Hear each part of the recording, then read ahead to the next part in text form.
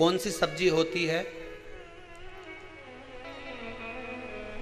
जो पितृपक्ष में ब्राह्मण को भोजन कराते समय नहीं बनाई जाती? एक तो कुमड़ा, दूसरा पत्ता गोभी, जो बंद गोभी होती है ना, वो बंद गोभी जो होती है ना, पत्ता पत्ता वाली, उसकी भी सब्जी पितरों के ब्राह्मण अगर भोजन करता है तो उसमें नहीं बनाई जाती। एक कुमड़ा, ये जो पेठा बनता है ना कुमड़ा का, ये भी श्राद्ध पक्ष में नहीं खिलाया जाता। महाराज बुरा कोला पेड़ा बोलते, क्या बोलते हैं उसको, श्राद्ध पक्ष में उसको भोजन में नहीं दिया जाता, ब्राह्मण के भोजन। महाराज ब्राह्मण के भोजन में श्राद्ध पक्ष में सबसे ज्यादा जरूरी है दूध की खीर, दूसरा तुरई या गिलकी का भोजन, या तो सब्जी बनाओ या भजिया बनाओ, कुछ भी बनाओ। तीसरा मांस की दाल का भोजन, उड़द की दाल का भोजन। उड़द की दाल का या तो दही बड़ा बना लो, इमरती बना लो, या फिर बड़ा बना लो, या पकोड़ा बना लो, पर उसका भोजन होना जरूरी है। 3 भाग दूध का भोजन आहूतों के हिस्से में चले जाता है, गिलकी और तुरई का भोजन पितरों के हिस्से में चले जाता है, मांस की दाल का भोजन, उड़द की दाल का भोजन प्रेतों के हिस्से में चले जाता है। इसलिए ये 3 भाग का भोजन ब्राह्मण जब श्राद्ध पक्ष का भोजन करे तो उसमें बनाना जरूरी।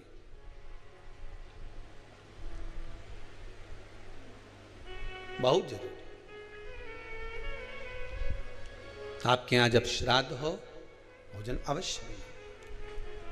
कई लोग कहते हैं गुरुदेव जब हम गया जी से आ जाएं तो क्या ब्राह्मण भोजन कराना जरूरी है? क्यों नहीं, कराओ, क्यों नहीं करा? क्या गाय की रोटी निकालना जरूरी है? स्वान की रोटी निकालना जरूरी है? कौवे की रोटी निकालना जरूरी है? हम कहते हैं अगर श्राद्ध गया जी का हो गया तो भले कौवे की मत निकालो, पर गाय की, स्वान की, ब्राह्मण जन की भोजन प्रसाद जरूरी। देखिए जब ज्यादा घर में पितृदोष हो ना, ऐसा लगे कि पितृदोष बहुत ज्यादा है, 1 रुपये कमा रहे हैं, 1.25 रुपये खर्च हो रहा है, हाथ में पैसा नहीं टिक रहा, दुकान 4 दिन अच्छी चल रही है, फिर व्यापार डाउन हो जाता है, कोई पैसा लेकर भग गया, नहीं दे रहा, कहीं कर्जा मात्रा बढ़ गई है, ये पितृदोष के लक्षण है कुछ। इसमें आपके घर में जो भी रुद्राक्ष पड़ा हो, जो भी रुद्राक्ष रखा हो, क्योंकि संभाल के तो आप रखते नहीं, पटक देते हो यहां में, जो भी रुद्राक्ष आपके घर में रखा हुआ, एक पानी के पात्र में उस रुद्राक्ष को डाल दीजिए, उसमें 1 चावल का दाना डाल दीजिए। महाराज परिंदा जहां होता है, मटका, हंडा या रसोई घर में आपका जो पानी भरने का स्थान होता है, जिसको आरो वारो क्या क्या लगा के रखते हो, उसी के कहीं पास में उस कलश को रख दीजिए, ऊपर से उसको ढक दीजिए। शाम के समय, सुबह रखा 10 बजे से 12 बजे के बीच में, शाम के समय प्रदोष काल में भगवान शंकर का नाम स्मरण कर कर, ओम नमः शिवाय बोलकर, श्री शिवाय नमस्तुभ्यम बोलकर, या महामृत्युंजय मंत्र का स्मरण कर कर, या गायत्री मंत्र का स्मरण कर कर, जो मंत्र आपकी बुद्धि में, विवेक में समाहित हो, उस मंत्र का नाम लेकर राम कृष्ण हरि जो बोल सकते हो, एक घी का दिया अवश्य प्रज्वलित करें, लंबी बाती का। कौन सी बाती का? फूल बत्ती का नहीं, गोल बत्ती का नहीं, लंबी बाती का। बत्ती का मुख दक्षिण की ओर, कहां पर होना चाहिए? दक्षिण की ओर, ना पूरब, ना पश्चिम, ना उत्तर। बत्ती का मुख कहां हो? दक्षिण की ओर। जैसे श्राद्ध पक्ष में ब्राह्मण को जब भोजन कराते हैं तो ब्राह्मण का मुख श्राद्ध पक्ष के भोजन कराते समय अगर पूरब, पश्चिम और उत्तर का होता है तो श्राद्ध के भोजन का फल नहीं मिलता। उसका मुख दक्षिण का होता है तो हमारे घर के जितने भी पितर उस तिथि में गए होते हैं सबको उसका भाग मिल जाता है और पितृदोष समाप्त हो जाता है। इसलिए ब्राह्मण का मुख श्राद्ध पक्ष में भोजन कराते समय दक्षिण का होना चाहिए।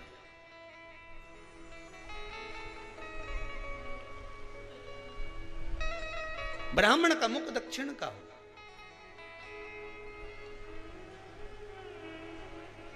यहां तक शास्त्र कहता है महाराज, अगर गौ माता को श्राद्ध पक्ष में अगर भोजन दे रहे हो तो गाय का मुख अगर दक्षिण का है, गाय का, आपका मुख भले उत्तर का हो, गाय का मुख दक्षिण का हो, आपका मुख भले पूरा पश्चिम कहीं का, गाय का मुख अगर दक्षिण में है, अगर आपने दक्षिण में गाय को खड़ी कर रखा है और दक्षिण में उसका मुख और आप भोजन दे रहे हो तो शास्त्र कहता है कि किसी पिंड की जरूरत नहीं पड़ती, गाय स्वतः कल्याण कर देती है। गौ माता स्वतः कल्याण कर, दक्षिण मुखी हो। तो दिए की जो बाती का मुख कहां होना चाहिए? दक्षिण का। और दक्षिण का मुख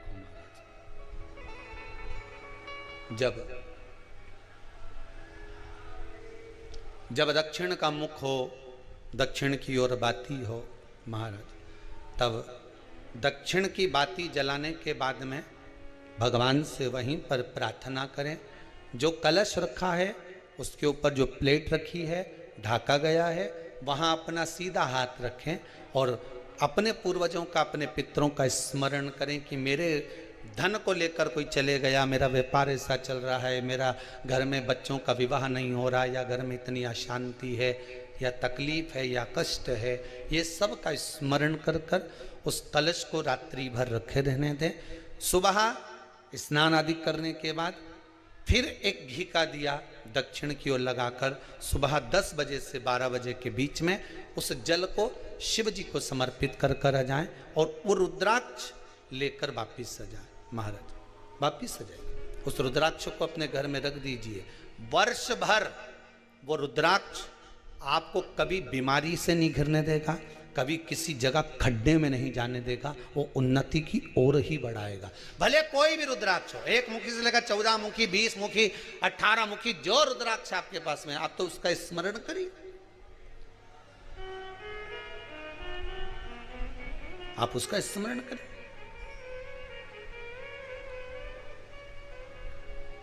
रुद्राक्ष का जल शिव को समर्पित करें।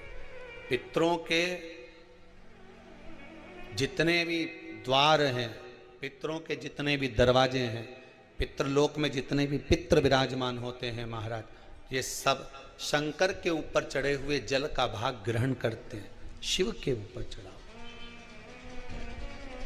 33 कोटि देवताओं में से कोई एक देवता ऐसा बता दो जिसको काली तिल्ली चढ़ती हो, काली मिर्च चढ़ती हो, सारे वृक्षों की पत्तियां चढ़ती हों, सब तरह के पुष्प चढ़ते हों, दुर्वा भी चढ़ती हो, बेलपत्र भी चढ़ता हो, आँख का पुष्प भी चढ़ता हो, धतूरा भी चढ़ता हो, जिसको भांग आदि भी चढ़ती हो, तुलसी की मंजरी भी चढ़ती हो। तुलसी की मंजरी भी शंकर को चढ़ती, तुलसी का दल नहीं, मंजरी वो भी चढ़ती। 33 कोटि देवताओं में कोई ऐसा देवता बताओ, संपूर्ण सामग्री भगवान केवल एक है, देव अधिदेव, वो काली तिल भी चढ़ रही है, काली मिर्च भी चढ़ रही है, जिनको संपूर्ण सामग्री भगवान शिव को समर्पित हो रही, संपूर्ण यहां तक राई, सरसों, राई के दाने तक भगवान शंकर को चढ़ते हैं। 1.25 लाख दाने का प्रमाण है महाराज शंकर जी को समर्पित करने का।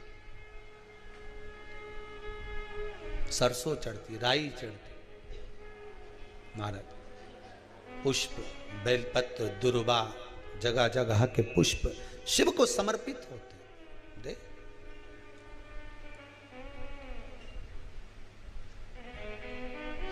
पितृ, जब शंकर भगवान को जल चढ़ाया जाता है 16 श्राद्ध पक्ष में, 16 दिन श्राद्ध के जब हम भगवान शंकर को जल समर्पित करते हैं तो उसका भाग हमारे पितरों को प्राप्त होता है।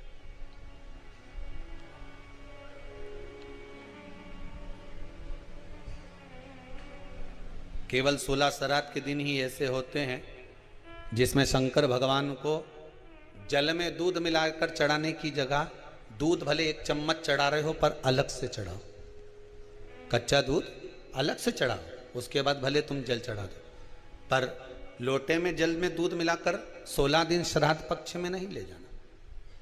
भले 1 चम्मच दूध लेकर जाओ, 1 कटोरी दूध लेकर जाओ, पर कच्चा दूध अलग से लेकर जाओ, शंकर भगवान को अलग से चढ़ाओ, क्योंकि 16 दिन श्राद्ध पक्ष के जब भगवान शंकर को दूध और जल चढ़ाया जाता है वो हमारे पितरों के खाते में चला जाता है, हमारे पितरों को उसका भाग मिलता है।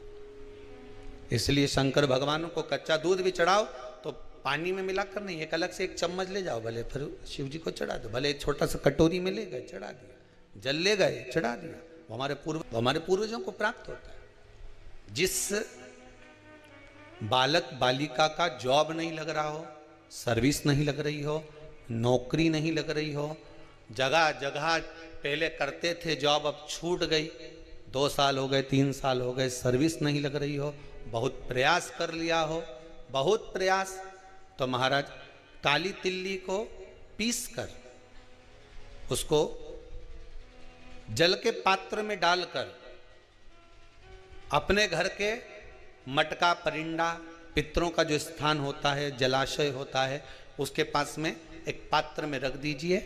बेलपत्री या बट का पेड़ या पीपल का पेड़, इस वृक्ष के नीचे 1 रात्रि तक रखे रहने के बाद में दूसरे दिन अपनी कामना कर जिनका जॉब नहीं लग रहा, सर्विस नहीं लग रही, नौकरी नहीं लग रही या कहीं उलझने उत्पन्न हो रही है, उस व्यक्ति को हाथ में ले जाकर उस पात्र का जल, 3 वृक्ष पितरों के तुल्य हैं। कल की कथा में कहा था, पहला बेलपत्री का, दूसरा पीपल का, तीसरा बड का, ये 3 पितरों के तुल्य हैं। इन 3 में से किसी भी वृक्ष के नीचे उस काली तिल के जल को समर्पित कर दीजिए। महाराज बाबा चाहेगा, भोलेनाथ जी चाहेगा तो 3 महीने में कहीं ना कहीं योग बना ही देगा, ये पक्का।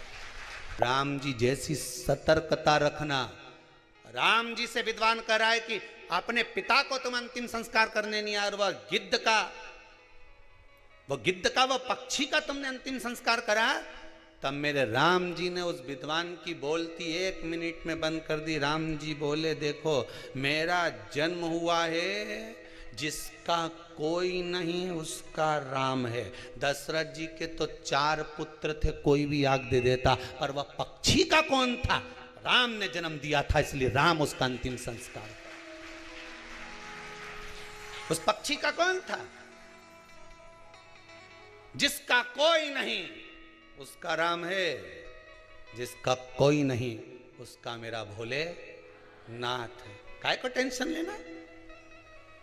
विद्वान चुप, अब क्या बोले उसके आगे।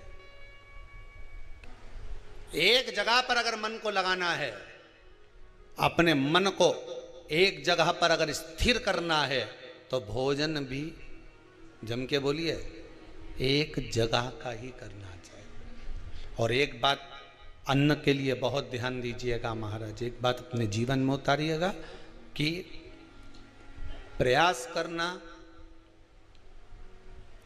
तीर्थ में जाओ, होटल का भाग कम खाकर कहीं संत साधु सन्यासी कहीं आश्रम आदि में थोड़ा सा भी मिल जाए ना, कण का मात्र तो उसे पा लेना।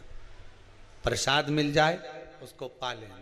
कहीं जिस समय भगवान की भक्ति के पथ पर चलूं, देवऋषि नारद करे मुझसे गलती हो गई, मैं श्रीमन नारायण कहते कहते अहंकार में फूल गया था कि मैंने काम को जीत लिया, भगवान शंकर को नीचे दिखा दिया, भगवान विष्णु के सामने जाकर अपने व्याख्यान वर्णन कर दिया। हो जाता है अभिमान व्यक्ति को कहां ले जाए। जरा सा अभिमान व्यक्ति को जब आ जाता है, मैं अच्छे पद पर हूं, मैं अच्छी जॉब पर हूं, मेरे पास कुर्सी है, मेरे पास पद है, मेरे पास में ये है, व्यक्ति कितने समय तक कुर्सी पर बैठेगा, कितने समय तक पद पर बैठेगा। उस कुर्सी का पद का अभिमान व्यक्ति को ऊपर की ओर उठा देता है और ना जाने कुर्सी फिर नीचे से कब खसक जाए, कोई भरोसा नहीं पड़ पाता। इस बात का स्मरण करिएगा। कितने दिन कुर्सी पर बैठे हो कि एक दिन टेबल पे भी मिलोगे, और टेबल पर तुम नहीं मिलोगे, तुम्हारा फोटो मिलेगा प्लास्टिक के फूल की माला के साथ। अभिमान में ना फूलिए। रावण को समझाया नाना जी ने, दुर्योधन को समझाया भगवान कृष्ण ने, भीष्म पितामह तक दुर्योधन को बार बार समझाते थे, रे दुर्योधन मान जा, फिर भी नहीं मानते थे। यहां तक का एक लाइन बन गई, जैसा खाया अन्न, जम के बोलो, वैसा हो गया मन, जैसा पिया पानी वैसी बन गई वाणी, जैसा पिया दूध वैसा बन गया बुध। शास्त्र कहता है अन्न का बड़ा प्रभाव पड़ता है कि जैसा अन्न खाओगे वैसा ही भागोगा। साधु सन्यासी तपस्वी साधक उपासक संत महात्मा जो भगवान की अविरल भक्ति में जो डूबे रहते हैं, वो 10 जगह का अन्न नहीं खाते हैं। क्यों? 10 जगह का अन्न खाएंगे तो मन भी 10 जगह जाएगा, एक जगह का खाएंगे तो मन एक जगह रह जाएगा, एक जगह। कई कई तो ऐसे पापीडारा जीव हैं रे संसार में कि आश्रम में रहने के बाद भी आश्रम का भोजन नहीं करे, ना होटल में चरवा जाए, होटल में खाने जाए।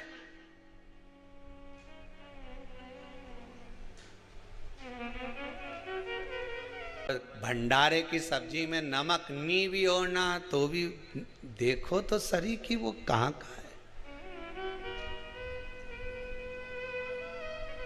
रिसेप्शन में शादी में खाना खाने जाओ, खाना बच जाए प्लेट में, तो तुम में से कितने लोग हैं कि बांध के लिया है? अरे बोलो, जम के तो बोलो। ने दही बड़ा छूट रिया हो तो नहीं साहब, हम तो पॉलीथिन लाए, हम तो खाए नहीं, सब बांध के भी ले जाए। लाओगे रिसेप्शन में, पार्टी में, किटी पार्टी में खाने जाओगे, प्लेट में बच गया, बचा कर लाओगे? नहीं। भंडारे में खाने जाओगे, 2 पूड़ी बच गई, थोड़ी सी सब्जी बच गई, कमला घरे दे गई है, चलिए तू ले जाओगा कि नहीं ले जाओगे? अरे बोलो तो सरी।